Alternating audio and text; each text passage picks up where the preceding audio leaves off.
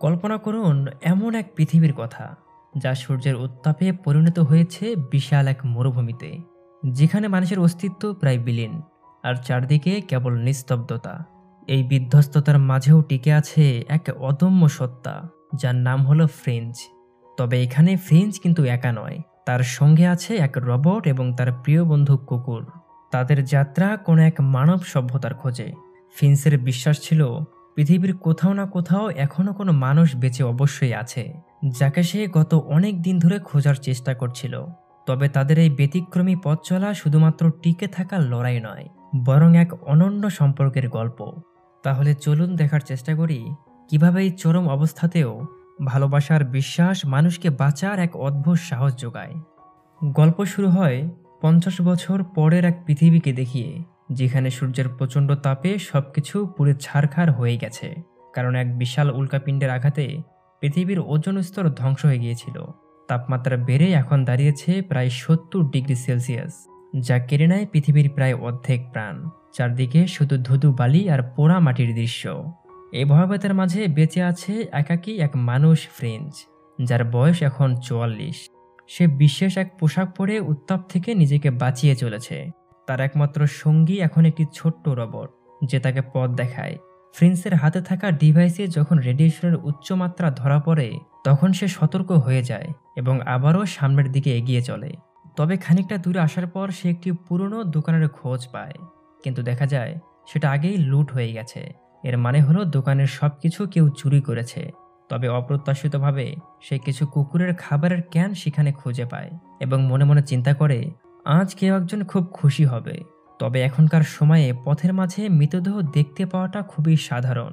Prince তাকে পাশ কাটিয়ে এগিয়ে চলে, তবে এখানে একটি চিহ্ন সে রেখে যায়, যাতে করে পরে ফিরে এলে সে বুঝতে পারে এখান দিয়েই সে এর আগে গিয়েছিল। এর কারণ হলো ফ্রেন্সি এখন একমাত্র ব্যক্তি যেই বিধ্বস্ত পৃথিবীর মাঝে বেঁচে আছে। ফ্রেঞ্চ তার পুরনো ট্রাকে করে শহরের দিকে যাত্রা শুরু করে, যদি কোনো প্রয়োজনীয় জিনিস সে খুঁজে পায়। রাস্তার মাঝে যা আসে সে নির্বিঘ্নে ভেঙে এগিয়ে যাচ্ছিল। এখানে কোনো আইন নেই, পুলিশ নেই, এমনকি রেড লাইটও নেই, কিন্তু প্রকৃতির বিপদ সবসময় তার পিছু নেয়। হঠাৎ করে শুরু হয় এক বিশাল বালির ঝড়।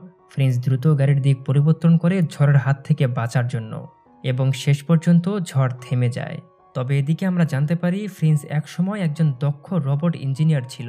এখন সে তার পুরনো কোম্পানিতেই তার পোষা কুকুরটিকে নিয়ে একা থাকে। তবে এই একাকিত্ব তার অভ্যাসে এখন পরিণত হয়েছে।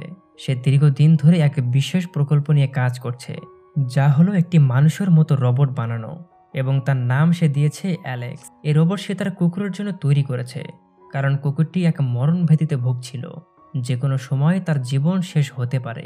ফ্রেঞ্চ চায় না তার মৃত্যুর পর তার প্রিয় কুকুরটি একা হয়ে পড়ুক। অ্যালেক্সকে তৈরি করতে পেরে সে নিজেও ভীষণ আনন্দিত। ফিঞ্চ দ্রুত অ্যালেক্সের মধ্যে প্রয়োজনীয় সব তথ্য ভরে দেয়, কিভাবে এই পরিবেশে বাঁচতে হবে, কিভাবে কুকুরের যত্ন নিতে হবে, আর সবচেয়ে জরুরি হলো কোনো মানুষকে কখনো আঘাত করা যাবে না। এরপর একদিন রাতের বেলায় কোম্পানির বিদ্যুৎ হঠাৎ করেই চলে যায়। এর জন্য ফ্রেঞ্চ তাদের ছাদে থাকা উইন্ডমিল ঠিক করার জন্য যায়। কাজটি শেষ হলেও দূর থেকে একটি বিশাল ঝড়ের আভাস তার চোখে পড়ে। এমন ভয়ঙ্কর ঝড় সে এর আগে কখনো দেখেনি। এর জন্য তাড়াতাড়ি করে নিচে এসে রোবটের কাছ থেকে জানতে চায় ঝড়টা ঠিক কখন আসবে। রোবট তাকে জানায় ঝড় আসতে কয়েকদিন লাগতে পারে, কিন্তু একবার যদি এসে পড়ে তাহলে প্রায় 40 দিন ধরে থাকবে। এই ভয়ঙ্কর খবর ফিঞ্চকে চিন্তায় ফেলে দেয়। এর মানে হলো এতদিন এই ভবনের ভেতরে থাকা অসম্ভব, তাদের পর্যাপ্ত খাবারও নেই। এর জন্য সে অ্যালেক্সের ডেটা পারাপারের কাজ দ্রুত শুরু করে দেয়। রোবট তাকে সতর্ক করলেও ফিঞ্চের হাতে সময় অনেক কম। তাকে দ্রুত লস অ্যাঞ্জেলেসের পাহাড়ে যেতে হবে, যেখানে সম্ভবত কেউ এখনো পৌঁছায়নি। ঠিক এই সময় তার মুখ থেকে রক্তভূমি হতে শুরু করে, যা তার অসুস্থতার চরম অবনতি নির্দেশ করছিল। কিন্তু ফ্রেঞ্চ এর পরও থেমে থাকবে না, সে যে করেই হোক সেখানে যাবে। এরপর অ্যালেক্সের প্রশিক্ষণ শুরু হয়। সে ধীরে ধীরে হাঁটাচলা এবং জরুরি জিনিসপত্র সংগ্রহ করা শিখছিল। ফ্রেঞ্চ তার গাড়িটিকে মেরামত করে এবং আল্ট্রা ভায়োলেট রশ্মি প্রতিরোধী করে তোলে। এর কারণ হলো এই গাড়ি নিয়েই সে যাত্রা করবে। পরের দিন ফ্রেঞ্চ অ্যালেক্স আর কুকুরটিকে নিয়ে তাদের গাড়িতে উঠে পড়ে, যে গাড়ি সে এর আগের দিন বানিয়েছিল, এবং রওনা দেয় লস অ্যাঞ্জেলেসের দিকে। রাস্তার মাঝে ফিঞ্চ তার কুকুর আর অ্যালেক্সকে বলছিল আজ থেকে অনেক বছর আগে যে জায়গার উপর দিয়ে তারা যাচ্ছে তা ছিল চারদিকে সবুজে ঘেরা, কিন্তু এখন চারদিকে শুধু বালি আর শূন্যতা। এই পরিবর্তন তাকে অনেক কষ্ট দেয়। পেছনের আসনে বসা অ্যালেক্স এখনও ছোট্ট শিশুর মতো সবকিছু নতুন করে সে দেখছে, সবকিছু জানার প্রবল আগ্রহ তার। এদিকে ফ্রিন্স তাকে সবসময় রোদ থেকে সাবধানে রাখে, কারণ সূর্যের প্রখর তাপ তার জন্য বিপজ্জনক হতে পারে। এরপর শহরের আরো গভীরে ঢুকলে তারা একটি থিয়েটার খুঁজে পায়। ফ্রিন্স চিন্তা করে হয়তো কিছু কাজের জিনিস এখানে মিলবে। ভেতরে গিয়ে অ্যালেক্স যখন আয়নার নিজেকে দেখে তখন সে মনে মনে চিন্তায় পড়ে যায়, কেন সে ফ্রিন্সের মতো দেখতে নয়। এদিকে ফ্রিন্স সেখানে কিছু পপকর্নের প্যাকেট খুঁজে পায়, যা হয়তো তাদের কাজে লাগবে। সে পপকর্নগুলো বাইরে খোলা জায়গায় রাখে, আর কিছুক্ষণের মধ্যেই সেগুলো নিজে নিজেই তৈরি হতে শুরু করে, যা দেখে আমরা বুঝতেই পারছিলাম সেখানকার গরম আসলে কতটুকু হতে পারে। তবে এদিকে ঠিক হঠাৎ করেই ফ্রিন্সের চোখে পড়ে সেই ঝড়, যা দ্রুত তাদের দিকে এগিয়ে আসছিল। সে দ্রুত গাড়ি ঘুরিয়ে আবারও চলতে শুরু করে। অনেকটা দূরে যাওয়ার পর তার হাতে থাকা রেডিয়েশন ডিভাইসে বিপজ্জনক সংকেত বাজতে থাকছিল।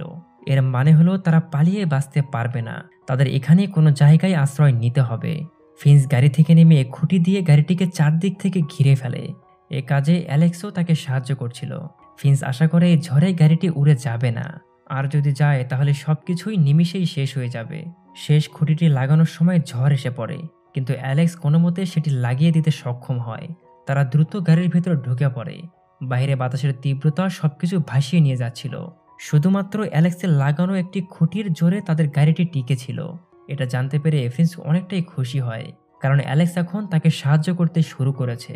এরপর আমরা দেখতে পাচ্ছিলাম ধীরে ধীরে করে অ্যালেক্স ও ফিন্সের মধ্যে এক সুন্দর বন্ধুত্ব গড়ে উঠেছিল।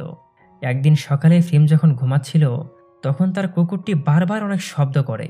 কুকুরের ডাকের শব্দে তার ঘুম ভেঙে গেলে সে দেখতে পায় অ্যালেক্স কুকুরের সাথে বন্ধুত্ব করার চেষ্টা করছে, কিন্তু কুকুরটি তাকে বিশ্বাস করতে পারছে না। এতে অ্যালেক্স অনেক দুঃখ পায়। তখন ফিন্স তাকে বোঝায় কারোর সাথে বন্ধুত্ব করতে হলে প্রথমে তার বিশ্বাস অর্জন করতে হবে। এভাবেই অ্যালেক্স ছোট ছোট মানবিক অনুভূতিগুলো শিখতে শুরু করে। এরপর আরও খানিকটা দূরে গেলে তারা একটি পেট্রোল পাম্পে দাঁড়ায়। এদিকে ফিন্সের শরীর আরও খারাপ হতে শুরু করেছে। বাহিরে বেরিয়ে ফিন্স দেখতে পায় অ্যালেক্স গাড়ি চালানোর চেষ্টা করছিল। এজন্য ফিন্স দ্রুত বাহিরে এসে তার থেকে তার নিজের পোশাকটি চায়, কারণ রোদে তার শরীর পুড়ে যাবে। কিন্তু অ্যালেক্স তার কথা বুঝতে পারে না। ফ্রিন্স বাধ্য হয়ে নিজের হাত রোদের দিকে বাড়িয়ে দেয়, যা কিছুক্ষণের মধ্যেই জ্বলতে শুরু করে। এই দৃশ্য দেখে অ্যালেক্স তার ভুলগুলো বুঝতে পারছিল। সেই দিনের পর থেকে সে একদম চুপ হয়ে যায়। তার মধ্যে হতাশার মতো আবেগ দেখা দিচ্ছিল, যা একটি রোবটের জন্য অনেকটাই বিরল। সে ফ্রিন্সের সাথে কথা বলা বন্ধ করে দিয়েছিল। তবে এদিকে ফ্রিন্স তাকে অনেক বোঝানোর চেষ্টা করে, এমনকি তাকে গাড়িও উপহার দেয়।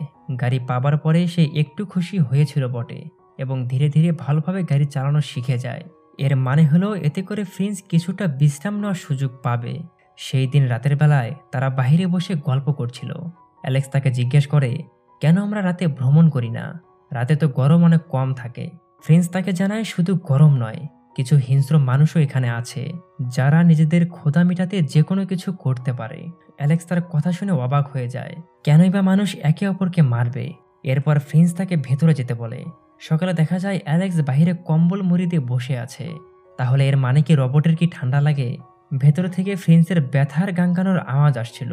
অ্যালেক্স তাড়াতাড়ি ছুটে গিয়ে দেখতে পায় ফ্রিন্সের শরীর আরও খারাপ হতে শুরু করেছে।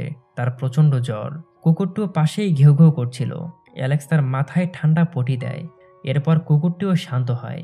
ঠিক সেই মুহূর্তে অ্যালেক্সের ফ্রিন্সের বলা কথাগুলো মনে পড়ে যায়। ফ্রিন্স তাকে বলেছিল তাকে যদি কারোর সাথে দেখা করার সুযোগ হয় সে একজন ডাক্তারের সাথে দেখা করবে। এজন্য এরপর অ্যালেক্স গাড়ি চালিয়ে তাকে হাসপাতালে নিয়ে যেতে শুরু করে, কারণ তারাই একমাত্র ফ্রিন্সকে সুস্থ করতে পারবে।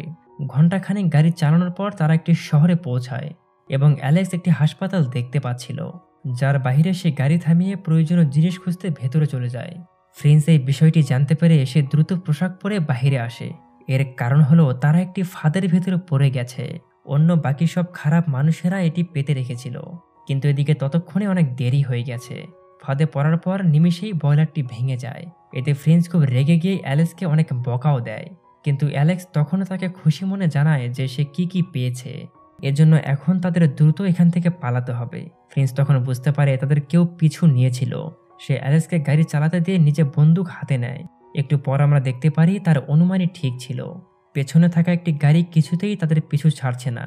অনেকটা সামনে যাওয়ার পর ফ্রিন্স তার সামনে একটি নিচু সেতু দেখতে পায়। যা দিয়ে তাদের গাড়িটি যেতে পারবে, কিন্তু সে জোর করে গাড়ি ঘুরিয়ে সেতুর নিচে ঢোকার চেষ্টা করে। গাড়িটি ভেতরে আটকে গেলে অ্যালেক্স দ্রুত বাহিরে বেরিয়ে এসে নিজের হাতে ধাক্কা দিয়ে গাড়িটি বের করে দেয়। এতে করে ফ্রিন্স অনেকটাই খুশি হয়েছিল। এভাবেই তারা আবার এই ভয়ঙ্কর বিপদ থেকে প্রাণে বেঁচে গেল। এরপর সেই রাতটা তারা সেখানেই কোনোভাবে কাটিয়ে দেয়। এখানে প্রিন্স অ্যালেক্সকে একটি গল্প শোনাচ্ছিল।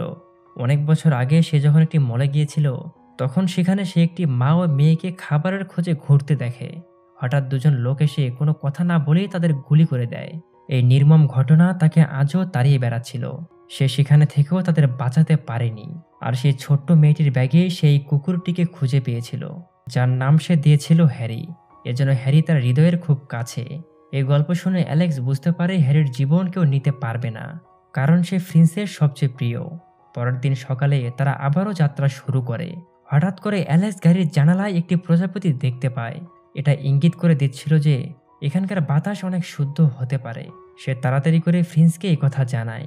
প্রিন্স বাইরে এসে অনুভব করে সত্যি এই জায়গাটা অন্যরকম। এখানে রোদ আছে, কিন্তু তা ক্ষতিকারক আল্ট্রাভায়োলেট রশ্মিযুক্ত নয়, বরং স্বাভাবিক রোদ। আজ এতদিন পর সে এত তাজা বাতাসে শ্বাস নিতে পেরে খুব খুশি হয়। এজন্য প্রিন্স বুঝতে পারে তার জীবনের শেষ মুহূর্ত ঘনিয়ে আসছে। তার শরীরের অসুস্থতা নিমেষেই বাড়তেই শুরু করেছিল। সেই সুন্দর মুহূর্তগুলো উপভোগ করতে চায়। এজন্য নতুন একটি পোশাক পরে দুজনের সাথে হাসাহাসির সময় কাটায়। এদিকে অ্যালেক্স তাকে তার বাবার কথা জিজ্ঞেস করলে প্রিন্স তাকে জানায় তার বাবা সেনাবাহিনীতে চাকরি করতেন। এজন্য তাদের ভালোভাবে দেখা করার সুযোগও হয়নি। অ্যালেক্স বলে, আমরা এখনও তার সাথে দেখা করতে পারি, কিন্তু প্রিন্সের হাতে এখন আর সময় নেই। তার মুখ দিয়ে ক্রমাগত রক্তবমি হচ্ছিল। সে অ্যালেক্সকে জড়িয়ে ধরে, অ্যালেক্সও তাকে জড়িয়ে ধরে কাছে টেনে নেয়। এই দৃশ্যটি যন্ত্রণার মধ্যে এক গভীর মানবিক অনুভূতি প্রকাশ করছিল। প্রিন্স তার শেষ মুহূর্তগুলো হ্যারির সাথে কাটাতে চায়। এজন্য অ্যালেক্স হ্যারিকে সবসময় তার পাশেই রাখছিল। হ্যারি যখন কাঁদতে শুরু করে, তখন অ্যালেক্স নিজেও কাঁদে। এই দৃশ্যটি ছিল অনেক আবেগঘন। এরপর প্রিন্স এই দুনিয়ার মায়া ছেড়ে চির বিদায় নেয়। অ্যালেক্স হ্যারিকে সাথে নিয়ে প্রিন্সের শেষকৃত্য সম্পন্ন করে। তবে এখন সে জানে তাকে কি করতে হবে। সে পুরো পৃথিবীতে একা। হ্যারি প্রথমে তার সাথে মিশতে চায় না, কিন্তু কয়েকদিন পার হওয়ার পর হ্যারি নিজেও বুঝতে পারে প্রিন্স আর এই দুনিয়ার মাঝে নেই। এজন্য সে অ্যালেক্সের সাথে মিশতে শুরু করে, কারণ এখন তারাই ছিল একমাত্র যারা এই দুনিয়ার ভেতরে একা। অ্যালেক্স প্রিন্সের মতো একজন দায়িত্বশীল মানুষ হওয়া এবং হ্যারির যত্ন নেওয়ার জন্য যথাসাধ্য চেষ্টা করে যাচ্ছিল। কিন্তু এখনও তার সবচেয়ে গুরুত্বপূর্ণ কাজ বাকি, আর সেটা হলো প্রিন্সের স্বপ্ন পূরণ করা। কারণ প্রিন্স তাকে বলেছিল সে গোল্ডেন ব্রিজে যেতে চায়। এজন্য অ্যালেক্স হ্যারিকে সাথে নিয়ে সেই ব্রিজের উপরে পৌঁছে যায়। সেখানে পৌঁছালে সে একটি পোস্ট কার্ড লাগিয়ে দেয়, যার ভেতরে তার এবং প্রিন্সের ছবি আঁকা ছিল।